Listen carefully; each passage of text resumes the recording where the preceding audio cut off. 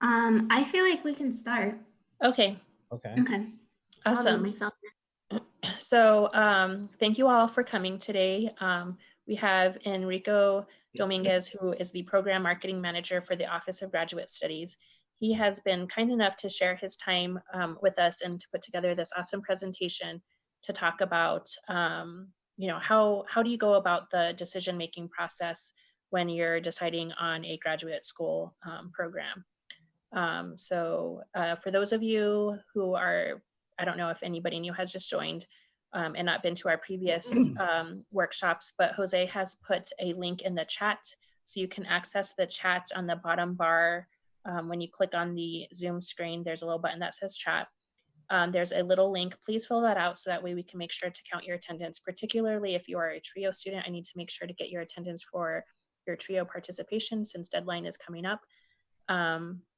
And yeah, if you have any questions, I'm going to ask that you mute yourself just while Enrico is talking. If you have any questions, I'll let him decide how he wants to take questions, but feel free to use the chat as well as you have questions about what is being discussed, and then we'll make sure to create time to address those.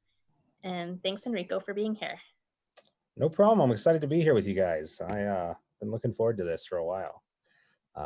So yeah, I'm excited to share my story. Hopefully it relates to some of your guys' stories, and I can answer some of your questions and maybe make you feel a little bit better about grad school if that's a decision you guys want to, or a route you guys want to take. So, all right. Well, so this is me and kind of my background. Sorry, you guys are like, I'm gonna move you to this side so I can read what I'm doing. So yeah, my name is Enrico Dominguez. I've been with MSU Denver since about September.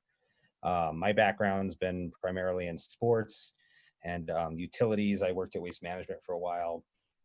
I was a first generation college student as well. So I actually started at MSU Denver. I grew up here in Denver.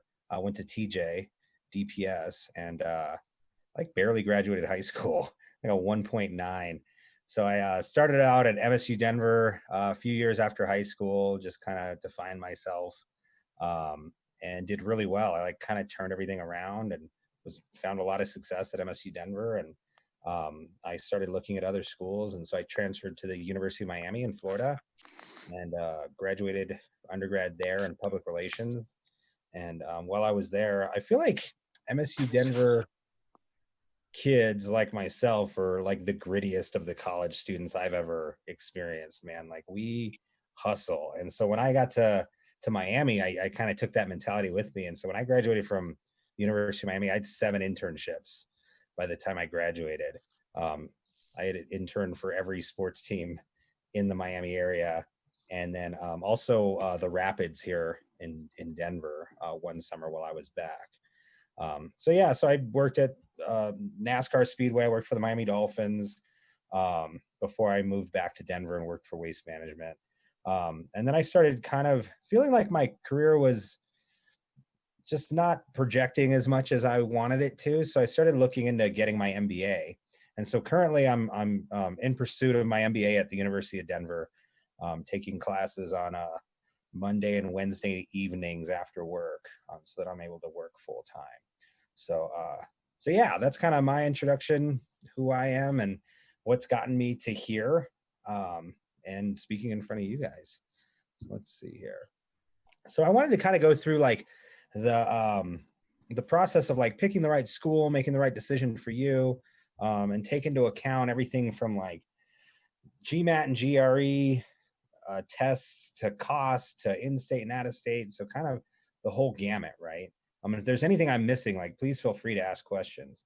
So I wanted to share some photos too of just different stuff to kind of brighten it up. This slide deck's a little, got a lot of white space, so figured I'd throw some stuff in there. So what should go into deciding for picking the right graduate school, right? Like you guys have, you're getting ready to be done with undergrad. You've seen the puppet show, you've seen the strings, you have to pay for parking and then what books costs and all that stuff. So you're not going in blind like you were as an undergrad, just kind of, this is the logical next step. And, so there's a little bit more entailed to it. So some of the stuff that you want to take into account, or at least I really did, is the community, right? Like what kind of community is revolved around the graduate school you decide to look at. For example, MSU Denver, we have a graduate school. It's fairly new though. It's within, I think the oldest program's 10 years old, which is the social work program. So the networking opportunities may not be as strong as some of the other colleges around, right? But you have a lot of young alumni versus older alumni that maybe are on their way out that don't have as many kind of connections that can make moves for you right away. So there's kind of like that, just kind of deciding. A lot of times what goes into your decision for grad school is what was lacking in undergrad. So if you didn't have that traditional college experience, like I pursued at the University of Miami, if you went to a commuter school like MSU Denver, do you want that more traditional college experience in grad school? Do you want to go to a DU or a UNC or CU? A lot of times that goes into your decision, just so that you have both perspectives, right? And then the biggest and most important question, I think, is what can the school offer for you? You're paying them money to go there and teach you, and obviously you're going to get the degree. But outside of that, like what else do they offer? Do they have any scholarships? Do they have opportunities for case studies? At the University of Denver, I've done um, 3 different case studies, and I've won over $3,000 at this point as an MBA student. But not every school competes in case competitions. Not every MBA program does that. So kind of looking into that kind of stuff. Some of the other stuff, in-state versus out-of-state. If you grew up in Colorado, and I'm sure a lot of you did, maybe you want to go check out what it's like to live in Arizona, California, Kansas. I don't know if you'd pick Kansas, but you may. A lot of that is going to, cost is going to be a big driver too, right? Like I said, you guys have seen the puppet show, you've seen the strings. If you go out of state, you're going to be paying more. Some grad schools, you have to pay more. Some grad schools, I applied to UNC, North Carolina, the Keenan Flagler School. And whether you're in state or out of state, it's $186,000. Like there's no which way about it. So everybody pays $186,000 to go to the MBA program, regardless of where you live. So I decided obviously not to go there. A big thing was kind of bouncing back was the network. I want to raise my children in Colorado. Is UNC, I'm a big Michael Jordan fan, but is their network going to extend to Denver? Is it going to help me out here at all? Probably not. So not only am I going to pay 3 times what I pay at DU, but I'm not going to get that network that is a big part of getting a graduate degree and especially an MBA. And then the last thing is your comfort level. Do you feel like you would be comfortable at DU? One of the things I struggle with at their school is unless I walk by a mirror, nobody looks like me. My teachers don't look like me. The staff doesn't look like me. No other student is Hispanic, and that can be hard and sometimes uncomfortable. And you'll get that at a lot of schools and a lot of grad programs. If you look at the statistics of students going to grad school, a lot of them don't look like us, and that can be hard. But you have to decide and know that going in and decide that that's something you want to drive past. So I want to talk about university reputation a little bit. So every university has 2 reputations. They have the reputation that they project out, right? Like Arizona State projects out, they're right here, that they're the most innovative school and this and that. And then we all have our own, perceptions of the University of Arizona or Arizona State, which is it's a diploma mill. It's easy to get into, people make a lot of jokes at their behalf. But depending on the program too, that may or may not matter. Their engineering school is really good and their business school is really good. So if you're in those 2 programs, you kind of get that exception to the rest of the school. So just something to kind of think about, is faculty prestige something that's important to you? If you're going into if you want to do a lot of research or maybe go into academia yourself, faculty prestige and reputation and the journal articles they've published will probably be a big driver to you. You'll pick a school based on the faculty that's there and the type of work that they're doing because it interests you. And then the next thing, is reputation worth the money? Harvard University is amazing, but even if you got in, do you want to spend $280,000 on an MBA versus, 186 at UNC Chapel Hill, or 75 at DU, or 20 at MSU Denver? All of that kind of goes into it. And then the last thing is network. It doesn't do you a whole lot of good if you go to, South Dakota State University for a graduate degree and you want to live in Denver and they just don't have a great network here, and that their network just doesn't reach to where you eventually want to end up, right? So that's going to be the next big thing. Let's see here. So I want to talk about testing. I don't have a whole lot of experience. I have a lot of friends that tested. These are kind of the average LSAT scores. I just picked this up for different majors. And the LSAT is the law school admissions test. So there's the 4 different tests. If you want to go to law school, you generally take the LSAT. The GRE, the graduate record examination test, kind of encompasses all. So like for my MBA program, you could take the GRE or GMAT, whichever one. The GMAT's going to be more math based. So someone like me who's terrible at math would opt to take the GRE versus the GMAT. If you're good at math and you don't really like the reasoning and the verbal, you might take the GMAT over the GRE. The GRE is going to be generally just kind of a general getting into graduate school kind of test, almost like the ACT and the SAT were. The GMAT's more business school specific. So if you want to take, you want to get a master's in finance, or, there is like a CPA kind of exam to get into CPA school. And then the MCAT is for medical school. If you want to go to medical school, I don't think you can get into medical school without having taken the MCAT. So the MCAT and the LSAT are really, really strict. The GMAT and GRE can kind of intertwine with each other. So yeah, that's how those work. Some schools I applied to DU. I had like 8 or 9 years of experience, so I was able to get a waiver for the GRE and GMAT, so I actually didn't have to take it. My wife got her master's right after undergrad and you have to take the GRE. If you don't have a lot of work experience, they're gonna almost require you to take the GRE or GMAT to get into grad school. It's kind of same with law school. I don't think you're gonna get into law school without taking the LSAT unless you have an insane amount of experience writing briefs and stuff, and you can kind of prove it. The testing, every school, it's kind of funny. Every school says that the testing scores isn't the only determination, including your GAPA. Like we take it case by case. But if you score well on the GRE and GMAT and you have a pretty decent GPA, you're pretty much guaranteed to get in. So that includes the MCAT and the LSAT. If you have a 4.2 GPA in undergrad and do really well in the MCAT, you're going to be able to choose between a few medical schools. So that's kind of that stuff. I feel like a lot of graduate programs, especially leading up to this pandemic, we're starting to kind of steer away from just the test having so much weight into the application process, just because people didn't want to take it.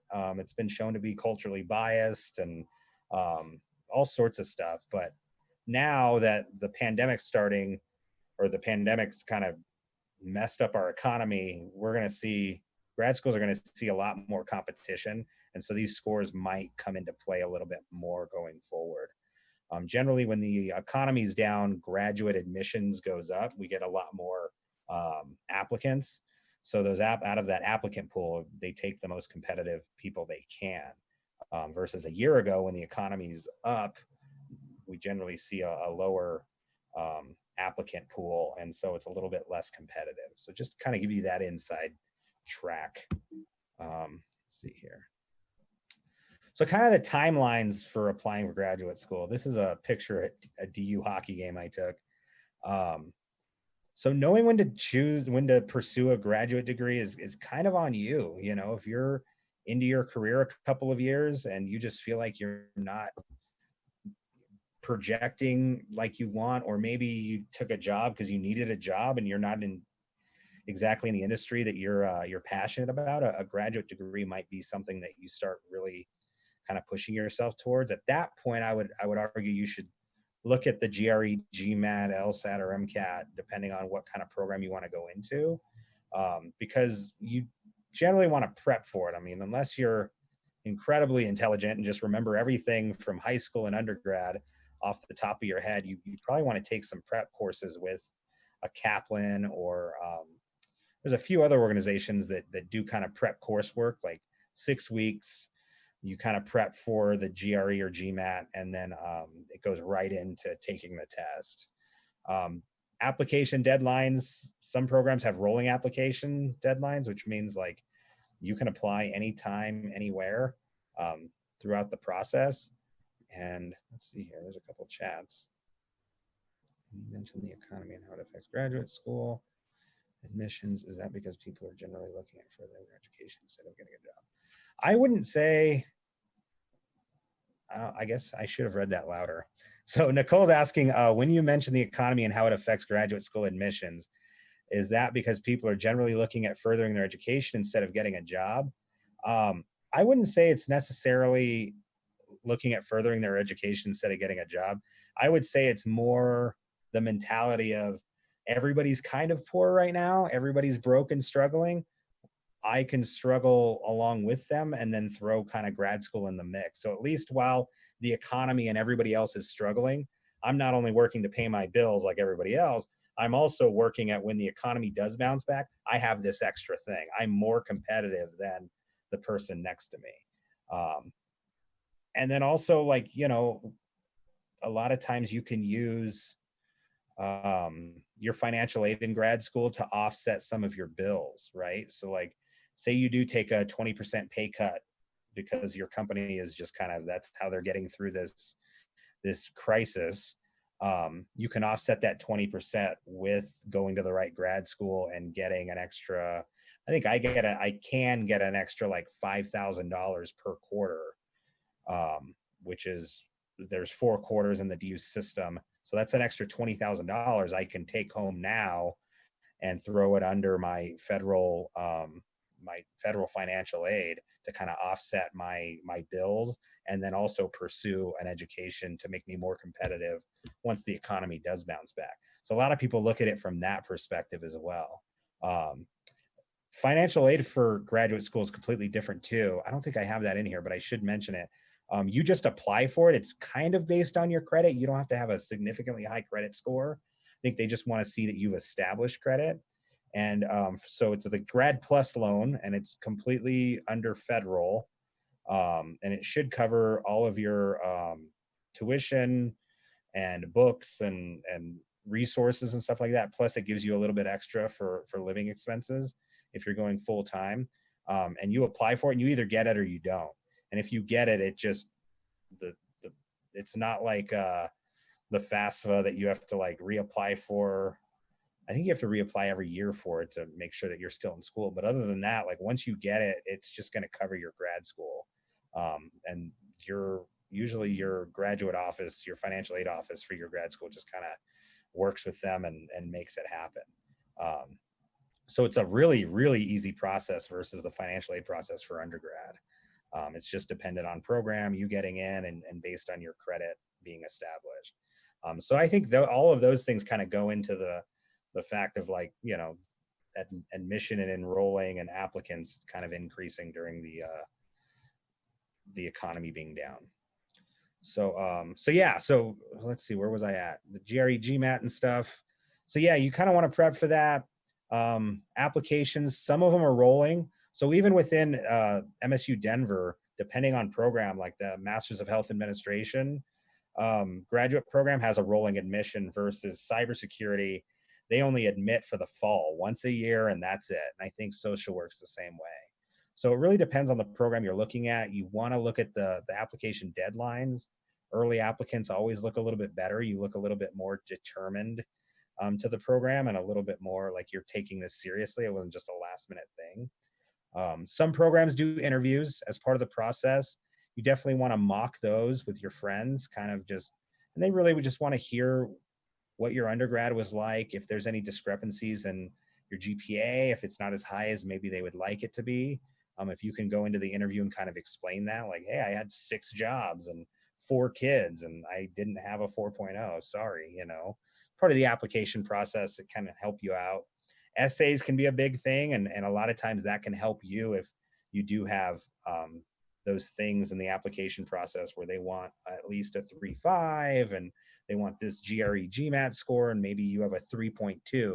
You can kind of talk about that class in undergrad that just, or that semester that your life just blew up and you pursued through it anyway, but your GPA suffered because of it. That's generally kind of what they're talking about. And then other general timing, there's a lot of times before you get in, they want you to do like active shooter awareness training. I did that at DU. And they want you to kind of jump through some hoops. And then there's also a deposit, which I can talk about here in a little bit. I think I have another one. So this is a case study that I won. I was a team of 4, so I only got 2,500 of this, but it was pretty cool. They flew me out to Houston and got to compete, and DU paid for everything. So what can you do now? It really depends on where you're at in your college career. If you're a sophomore, this is you're really thinking ahead, probably way more ahead than 99% of people. If you're graduating, a lot of times with the economy being the way it looks like it's going to be for the next year or two, kind of trying to bounce back, grad school might be a good option instead of, jumping into the job market and making no money, or even worse, getting a degree and not being able to use it. You can get that that graduate degree on top of your undergraduate degree and really propel yourself out of school and into the career you want, and you know where you want to be without having to sacrifice a few years while waiting for the economy to turn around. So yeah, it just kind of depends where you're at. Where do you see yourself? Like, where do you want to be? If you want to be in the C-suite, meaning like a CEO or a chief financial officer or a chief marketing officer, a lot of times the undergraduate degree is the admission to get into a company or to get into a good position, but um, a graduate degree is kind of the cost of advancement, right? You want your career to advance to that level by the time you're 50 years old. Then a lot of those guys have MBAs, they have graduate degrees. CFOs are former CPAs and controllers, that led to that position. Another thing, at this point in time, can you see yourself in school? If your wife or your girlfriend is 9 months pregnant and you're getting ready to have a baby, it might not be a good time, to be pursuing a graduate degree. Maybe it's the perfect time because you want to finish all of your schooling before your kid is having soccer games and you know, uh, in ballet and stuff like that. And you want to be able to have your career established so that by the time they're, you know, doing stuff like that, you have the time off to go and see them grow up. So it really just depends on your values and where your life is, and where you see yourself being at on a personal level. And then the other thing is, how's the job market? Are you going to graduate with a degree in philosophy and you're going to be bagging groceries? That's not fun. You just worked your tail off to get an undergraduate degree. You want to be able to use it and have it be the reason you're advancing in a career. So a lot of times that's a driver. um, do you have the time? I mentioned having a kid. Did you just get married? If you just got married, you might want to take some time and introduce yourself to your wife or your husband for a little bit before disappearing into a graduate program. So that can be a huge factor. And then the other thing, the last thing, and sometimes the most important thing is do you have support? If you're recently married and you have a kid, is your family there to support you and help you out? Do you have friends that your kid can hang out with on Tuesdays and Thursdays while you go to class and pursue your graduate degree? Let's see, we have another question here. Let's see to get to it. For those joining, oh, that was just another thing. Okay. So yeah, so the support system's huge. My son right now goes to grandma's house on Mondays and Wednesdays so that I can go to class from 6 to 10 p.m. on those days and um, not be in the way or like running around throwing toys in the background while I'm trying to learn. So looks like Samantha has a question. What if I'm in school now, maybe a junior, and I have the room in my life to start graduate school? How early do you recommend I start looking into programs? If you're a junior right now, I would start looking now. A lot of times the application process is kind of through your senior year. It'll be through your senior year, and then you'd have the summer off and go right into a program. So you can kind of get those deadlines in. A lot of times it's nice as an undergrad going into grad school to have the resources available to use. So you can take your essays, you could probably even take your application to the writing center, and they would help you out, with your application, with your essays. Maybe talk to a professor about, yeah, I'm applying to this grad program and I'd really like you to interview me, and kind of do mock interviews with a professor. So I think being in that position can be great because you do have so many resources just at your disposal. Looks like Pablo asked, you can do grad school while being an undergrad. There are 4+1 programs. I believe nutrition has one, or it's a 3+2 program. Basically, you apply for a program like that in undergrad and you go write it. Like basically, you do an extra year. So it's a 5-year kind of time spent. And then after that, you, after your 5 years, you graduate with an undergrad and a graduate program. But you can't really, you have to apply to grad school to be a grad student. You can take graduate level classes if all of your electives are knocked out as an undergrad. But to get into a grad program, they have so many credits that you have to achieve while in grad school, and then you would get that graduate degree.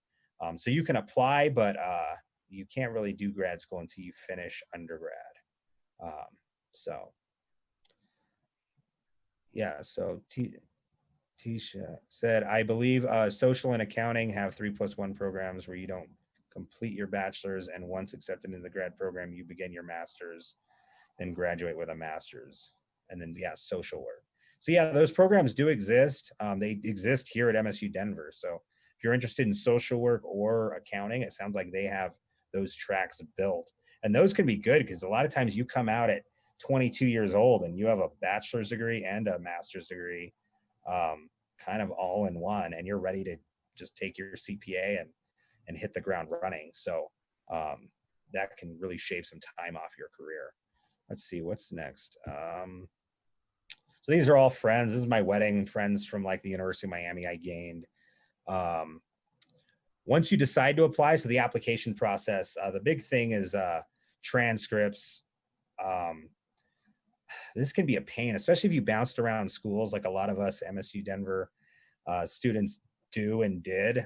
Compiling all of these transcripts can be kind of a pain, kind of costly. If you are applying to MSU Denver's graduate program, I think they're waiving the transcripts from MSU Denver to MSU Denver.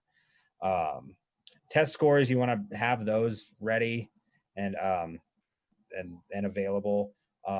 Another thing on transcripts, you want to have official transcripts. A lot of times you can apply and be admitted without your official transcript, and then once you're not really admitted, I guess you can apply and be accepted before you're admitted and enrolled into classes. They're gonna want to see those official transcripts. So I always suggest just get your official, get it done, turn them in, and then you don't have to think about it later down the road. A lot of times they want to see your resume. What have you done? Where have you worked? Even if it's been at a grocery store while you're an undergrad, or at a bar, if you bartended through undergrad, it doesn't really matter. They just want to see some life experience, and that you've been doing some stuff. If it's all school-based, that's fine too. But a lot of times they want to see a resume.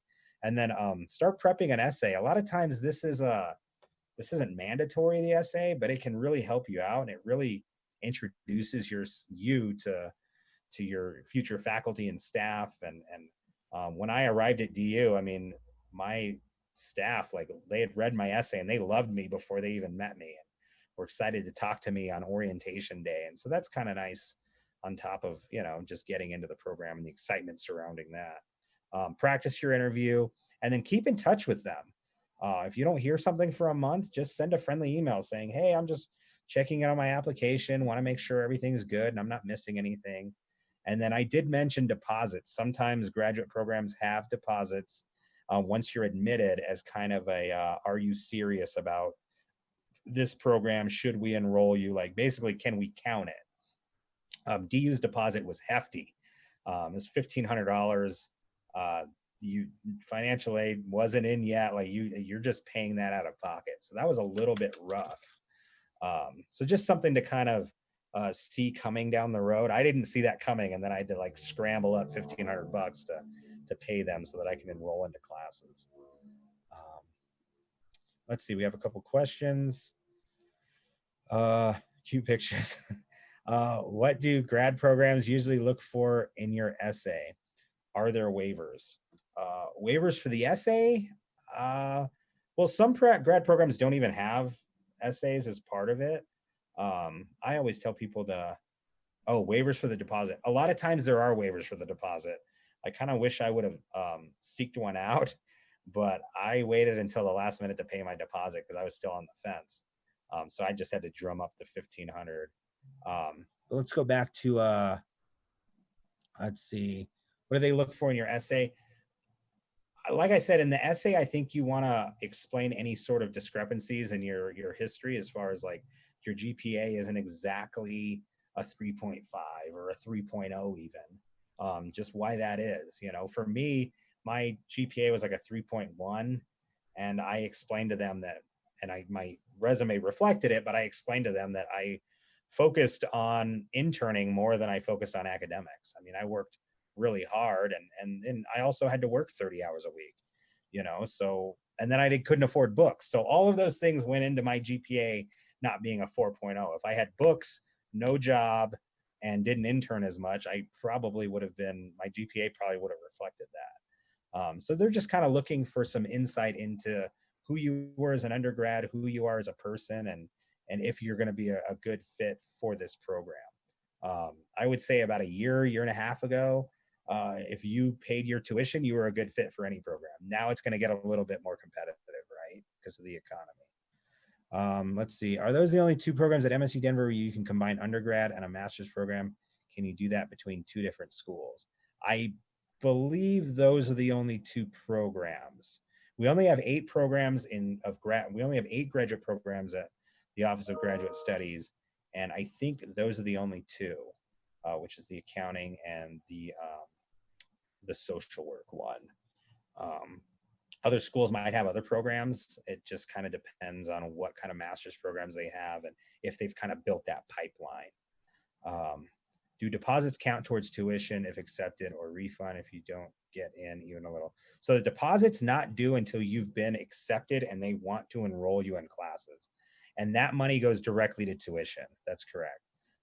Which is, I mean, it's nice, I guess. I don't know. It was still $1,500 to drum up out of kind of nowhere. I did not know about the deposit till like I was accepted, and then it was like, oh, here's this bill, and it was like, and it's really like, if you really want to go there. If you don't want to go there, the deposit you don't have to pay it. So let's see, application fees. Application fees are just for them to touch your application. So those fees don't go towards tuition. They just go towards processing your application and basically getting you into the acceptance kind of pile. What are the main differences between undergrad and grad school? Is there a committee that looks over your essay to determine if you get? Let me move on a little bit and I'll come back to these guys. All right. Oh no, I'm in the questions phase. Cool. I thought I had more. All right. This is me at Tradesman International's like office, and it's the Rockefeller photo. So I figured that could go in there. Let's see. Deposits counter. I already went there. Who could I go to for practicing my interview? You could really go to anybody. If you're still an undergrad, though, I would suggest going to a professor, especially if it's a professor in, kind of in the field that you're looking at going into grad school in. So if you want to go to med school, a biology professor is great. If you want to go to law school, a criminal justice professor would be great. If you want to go to business school, there's a number of business professors that love doing this stuff. So it just kind of depends on the program you're looking at to find somebody to interview you, do a mock interview you with. And I always ask them to be critical, tear me apart here, so that in the interview in front of the grad program, I'm looking good and top of my game. what are like the main differences between undergrad and grad school? It depends on the grad program. Grad So for grad school, you have to maintain a 3.0 GPA. A D is not passing. It's going to be a C or above to pass. If you're under that GPA, the 3.0, a lot of times you'll get into academic probation to kind of climb your way up. Depending on the program, I've heard law school is really competitive. People will hide books from people, and it gets pretty crazy. MBA program, at least my program, it's the cohort system. So you're with a cohort of students, and that cohort of students is your class that you follow through the program. You guys all take the same classes, and it's really a supportive environment. We're all trying to help each other out. We're all part-timers, so we all know we have kids and families outside of this. So it's a really, really enriching environment. And then I've heard medical school can be pretty competitive. People hide books, and they'll try to check out all the books in the library pertaining to that thing just to have them so that other students don't, and kind of crazy stuff. So it really depends on the environment that you pick, right? And a lot of grad programs have student ambassadors that you can kind of talk to candidly about the program. I did that at DU and asked questions about. I was really nervous about math.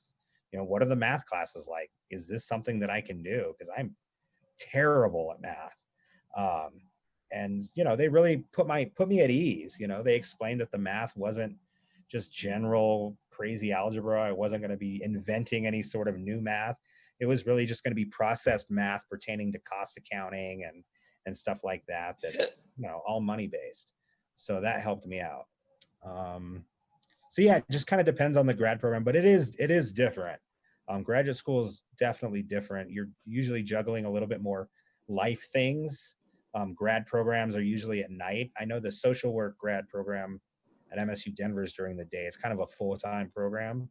But most grad programs, especially in Denver, I've seen are pretty part-time. So let's see, I have to roll up a little bit. There was a few questions here. I was trying to catch them. One question is, and I'm not sure, you might have answered it. Who could I go to for practicing my interview? Yeah, I think I talked on that one. It looks like Samantha said the C2 Hub, which I always forget they exist. I'm terrible at that. Adrian Martinez is like one of my favorite people in the world, and I always forget to send people to the C2 Hub. But yeah, no, they would love to bring you in, look at your resume, your essays, interview you. So the C2 Hub is a huge resource, and that is a resource whether you're in school or you're an alumni. You can always go back to the C2 Hub for those resources. Let's see, application for the waiver fee. Yeah, you can ask for an application for the waiver fee. When things weren't very competitive a year ago, you could pretty much get out of any application fee. Now they might want it a little bit more, just because they can. What's the YouTube link to first gen workshops I missed yesterday? Oh, I don't know that one. I don't know if you saw this other question. What are the main differences between undergrad and grad school? Yeah, I saw that. I think I kind of answered that. Okay. What was that? Just wanted to make sure. Yeah, I think I kind of answered that. Went through some of the differences there. How do you pick what you want to do research on for your grad portfolio or thesis? And how does someone have to approve it? So not every grad program needs a thesis. Like MBA programs, there's no thesis involved, not a lot of research. It's just kind of cranking through the classes. You get the degree. If you're doing like a grad program in psychology, then yeah, it's going to be research based. I would say I have a friend who's doing her PhD at Miami in psychology, and she picked the program because of the professor, the faculty, and the research that they're conducting already. So she wanted to conduct research in line with what that school is researching already, what that professor is researching already. Just because then you have that guide in that particular field of psychology or philosophy or whatever you decide to pursue your graduate education in. So it's really doing the research on like what professors are publishing things that you're interested in. And then you can even read, they love it. They love when you reach out to them and ask them about their research, and maybe talk about an angle of their research that kind of sparked your mind. It's kind of how you get that process going into learning about, especially on the research and academia side, if that's the route you're going. Really connecting with the professor before you even apply or having thought of applying. If you've read their dissertation or their thesis and it interests you and they've continued down that path, then they love connecting with people interested in what they're interested in. And a lot of times they'll urge you to apply. Um, let's see, thoughts or opinions on online programs and or dual degree programs. So I have a cohort member who's in a dual degree program at DU. She's doing her master's in social work and her MBA. It is tough. Those are two completely different subjects. So I don't even know how that happened, but online's also a hard question. So to go back to the dual program, it's really hard but doable. Coming out with 2 graduate degrees is impressive, especially in the same amount of time. So I think it's just really going back to making sure that you have that support system behind you, and you're going to be spending a lot of time in class studying and writing essays and really getting your teeth cut on academia for the amount of time that you're in grad school. So those exist. They're hard to get into, and they're hard to complete, but from what I've seen, they're worth it. See, thoughts or opinions on online programs. Online programs, I mean, right now, every university in the entire world is online, right? So I think we're all learning that, one, whether we can or can't do it, which is good. And then two, a lot of programs are learning whether they can or can't, or if they're any good at online programs. Online programs are great because you can really work on your career now and work on your future at the exact same time. So you can maintain full-time employment, and then at night or in your free time, complete your graduate degree. And that old stigma of like, oh, you went to an under or online grad school, like those are dead, man. Everybody's online. Every grad program's online. Harvard does online certificates in everything from data analytics to business management. So if Harvard's doing it, going to an online program and completing your education online, there's nothing abnormal or obscure about that anymore. It's very, very the norm now. Let's see. Hey, Enrico, there's a question up in the chat. It says, is there a committee that looks over your essay to determine if you get in? Oh, got you. Okay. Yeah.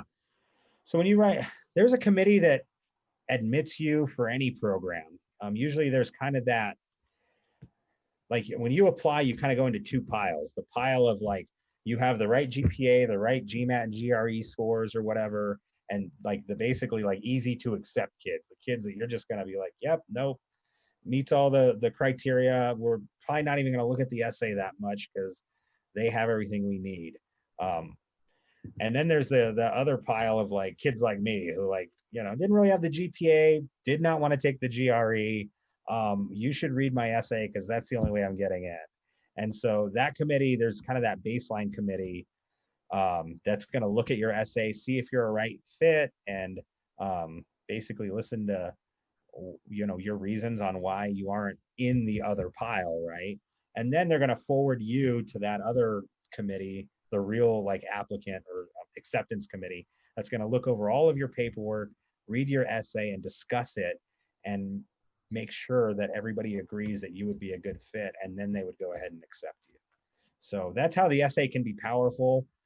Sometimes it isn't well read because you have a 4.0 and a perfect score in the MCAT, and have your resume is just amazing.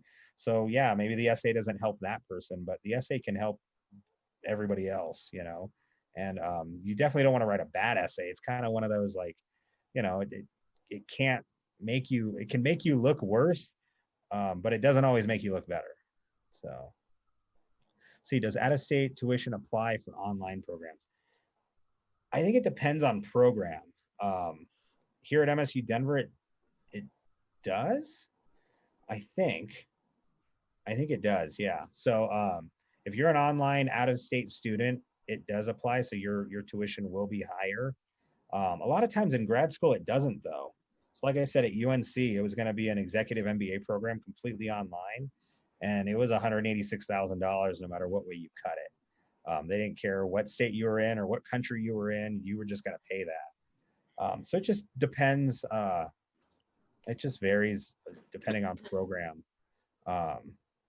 whether or not it's going to be more. I would say a lot of state schools like CU, CSU, Arizona State, those schools are probably going to have a difference between in-state and out-of-state, just because that's their main function is to educate the people in their state.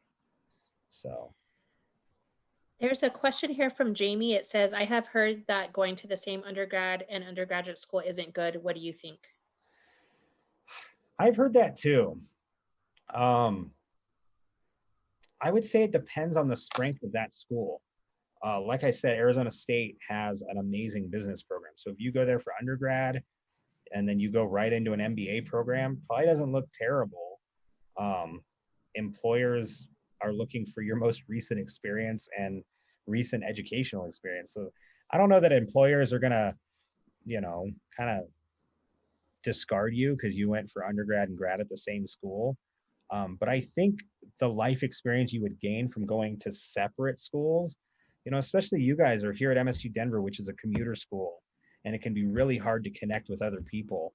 To go to a traditional school where, the connection is just a huge part of why you go there. I think you would see, it would give you a life experience of both environments. But you would see that, there are communities, I don't know, just a difference in communities, right? Like, it just provides a little bit more to talk about in your interview. I went here for undergrad and I went here for grad. So a lot of times that can kind of, it's all about separating yourself from the pack, right? When you're applying for a job. And if you have that different life experience or that different academic experience, it really separates you from the pack and maybe makes you a little bit more competitive. So I want to see really quick because there was a raised hand. So I want to see if there's anybody that had any question that isn't adding it to the chat. You can feel free to unmute yourself if you have a question you'd like to ask.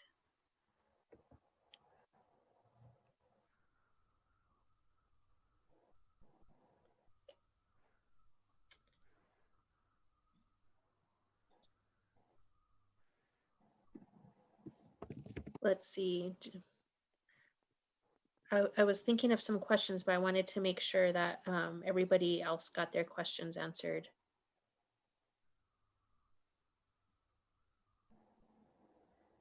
yeah, tear me up. I hope I'm pretty candid and answering your guys' questions and being as realistic as possible. I was kind of in your guys' same boat when I was an undergrad, especially at MSU Denver. Like, the thought of going to grad school was like the thought of traveling to Pluto. Like, why would I do that? Like, that's crazy. But I really have like learned that the cost of admission to a good career is undergrad, and then the cost to advancement a lot of times, not all the time, but a lot of times can be getting your graduate degree. I feel like more people are getting it nowadays, and it makes you a little bit more competitive. Let's see, Micah, in hindsight, what would you have done differently? I would have, I don't know.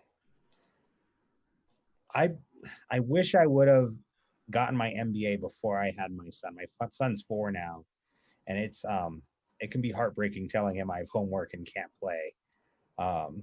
So sometimes I wish I would have done this at a younger age. I definitely had more energy then, just to kind of get it out of the way. But the life experience and the experience that I bring to my cohort in class and the things I talk about from my perspective are really well thought out. And I don't know that at 24 years old, I would have had as much to give to my cohort and to my class experience as, but graduate school isn't all about that, right? And the end goal is not always about that. The end goal is about projecting your career as much as you can with what you do. And so if I had my MBA at 24, I don't know where I would be. Who knows? So yeah, I think just kind of doing stuff to eliminate those what if questions. But I'm doing the best that I can now. How hard are the exams in grad school? Um, it depends on how hard you think the exams are in undergrad. I have friends that say the hardest part about grad school is getting in. Once you get in, they basically hand walk you to graduation. Um, so I don't see it that way. I'm not good at math and accounting, so to me the exams are hard. But if I'd have taken accounting in undergrad, they'd have been hard as well.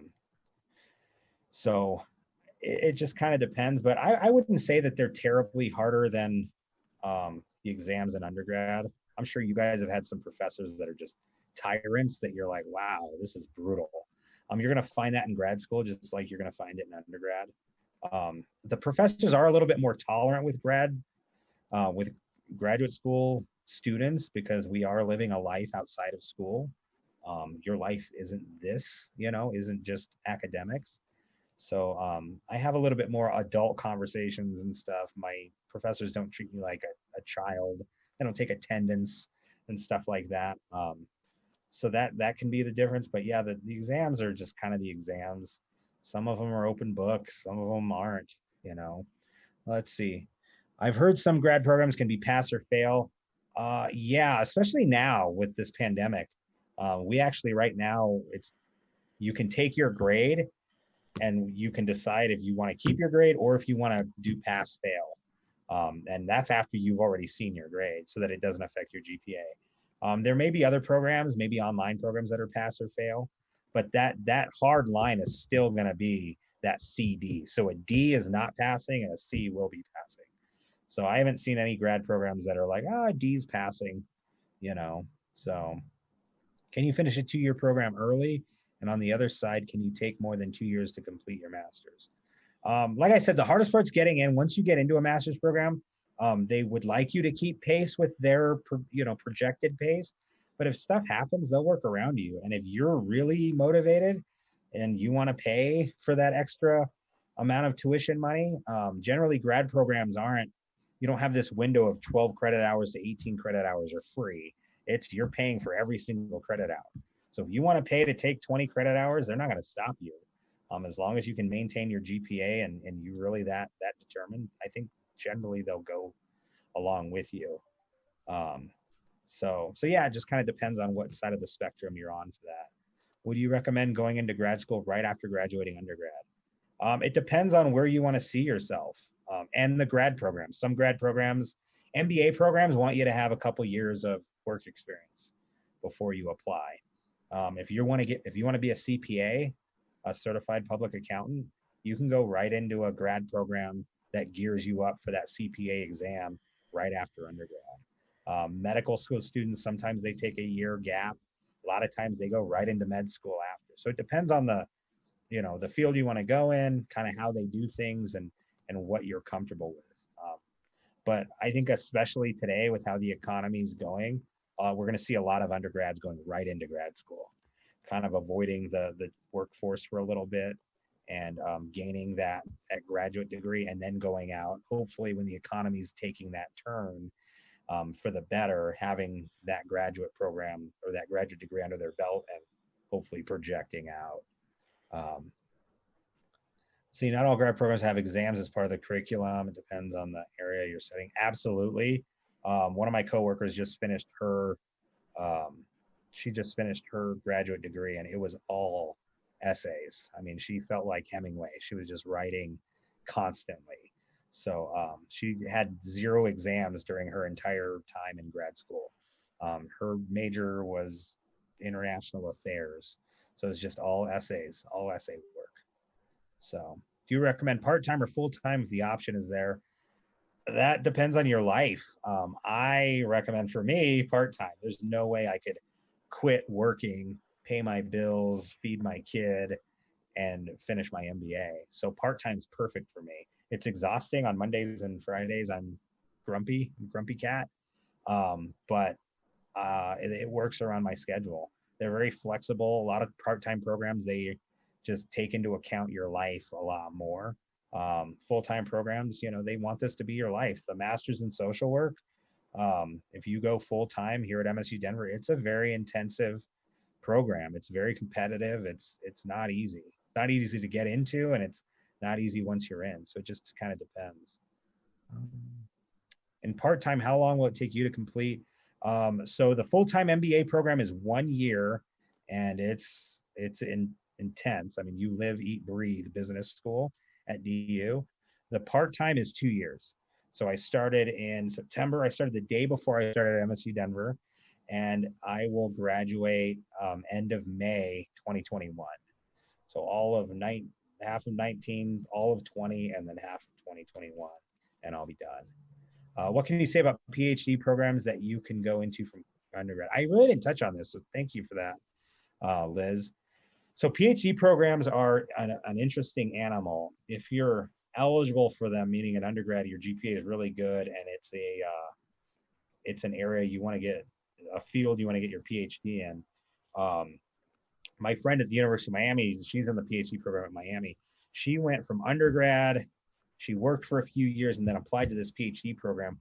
While in the PhD program, she will get her master's degree, and then she will continue working on her thesis, publish that, defend it, and then get her PhD. So the process is pretty crazy, but generally for PhD programs, you aren't paying tuition. The school, if it's a traditional school, like a CU or University of Miami or Arizona State or something, and you're in a PhD program, you're working as a graduate assistant in the department that you're getting your PhD in. They're paying your tuition. You get a stipend for like bills and stuff like that. It's not sexy. You're going to be living like a student for a few more years while you're writing your thesis and stuff. But when you graduate, you get your PhD, and you don't owe like money to the school or anything. And then generally you're going to go into academia or research with your PhD, kind of continuing on. Let's see, most programs are between 30 and 60 credits, part-time or full-time. So how quickly you want to get it done and how you need to balance work-life personal. Yep, that's right on. So, any other questions? These are some good questions.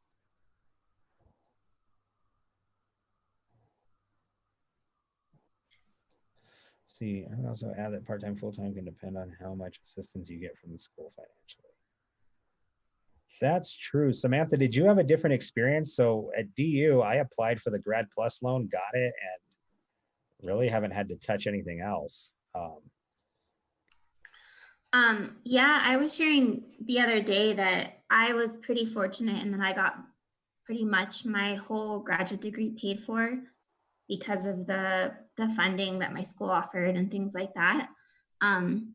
But as I've been looking into PhD programs, I've been considering the part-time versus full-time. And one of the ways that I've been assessing that is just how much is the school going to be giving me, and then how much am I going to be paying out of pocket? Yeah, that kind of leads into Linda's question as I've heard some PhDs don't get paid well. I don't know any that pay well while you're getting your PhD. You're kind of on the street. You're just surviving. It's not, like I said, it's not sexy. You're not gonna be going on trips and stuff like that unless it's the school's paying for research trips and stuff. So yeah, it's a rough life getting your PhD and then having a PhD after, unless you're going into like, medical or clinical or something like that. A lot of times getting your PhD doesn't equate to an extreme amount of money. So you do it because it's a subject that you absolutely are in love with and obsessed with. And there's some calling in you that is calling you to get your PhD in this subject, and you just can't not study it, is kind of how I look at PhD programs.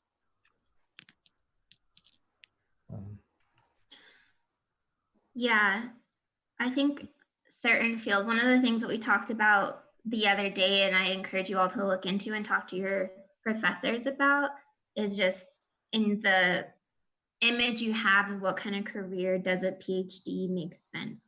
Because in higher ed, where I see myself keeping my career, it does help if I get a PhD because I have a higher pay threshold. But that's not every field. It just depends. Well, and so Linda said afterwards, like when you become a professor, I heard you don't get paid well all the time. if you walk over to the business school and check out the parking lot, there aren't Ferraris in the parking lot, right? Like the business school professors make pretty good money, and there's a lot of articles out there talking about MSU Denver's business school professors and how they're the highest paid professors. But you're still, you're still not making $300,000 a year or anything crazy. I mean, you're making a very livable wage, especially when you look at professors and other fields or other parts of the institution or any institution. But it's something you do because you just can't not do it. That's kind of how I've always looked at PhD programs, and then professors. I mean, nobody's a teacher, whether you're a kindergarten teacher or you're a professor at an institution. You're not doing it for the pay. You're doing it because you cannot live without sharing the knowledge you have, and the subject you're in is so cool to you that you just have to share it with everybody. So that's kind of how I always look at it. Can I say one more thing about that? Sure. I also think that if you do become a faculty member, there's a lot of consistency and security, especially if you get tenure. And so I do think that that's why some people are attracted to those kinds of positions, is if you maybe grew up in an environment where you didn't have that security, having a job that you're guaranteed the same pay, you can't really get fired that easily, sounds pretty good. Yeah.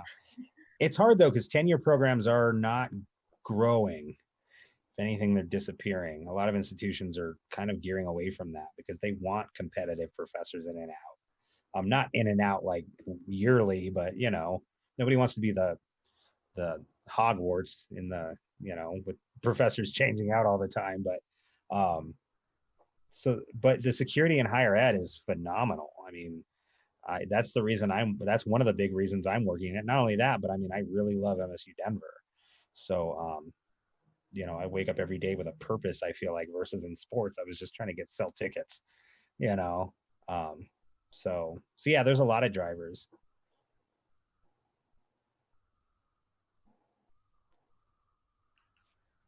Any other questions?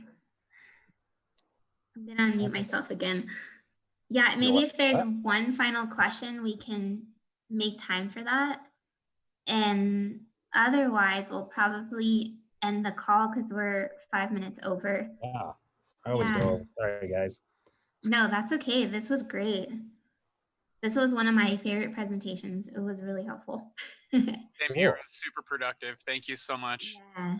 Yeah, no problem. Yeah. Like I said, I'm excited to work with you guys and present to you guys and answer any questions. Going forward, you can find me in the MSU Denver email system. If you guys ever have any questions, email me. I know everybody says that, but I really mean it. Like, email me and I'll talk to you about grad school, even more in depth, especially pertaining to your specific situation. If you're like, I have no arms and 5 kids, and like, I'll talk to you about that situation. Everybody's situation is different, and I want to help you guys any way I can and bring some insight. And I definitely won't like drive you towards grad school because it's not for everybody at every specific time, but Thank you. Thanks for opening that door. That means so much. For sure. And thank you for mentioning the C2 Hub. I've never even heard of it. And when we were on this discussion, I was looking up the link that you guys sent, and it's pretty good. Yeah, that wasn't me. I think that was Tisha. Yeah. I always forget. I always forget they exist, and they're such a great resource. So. Yeah. Cool. All right. Thank you all. We'll clap for Enrico. Thank you so much for your time.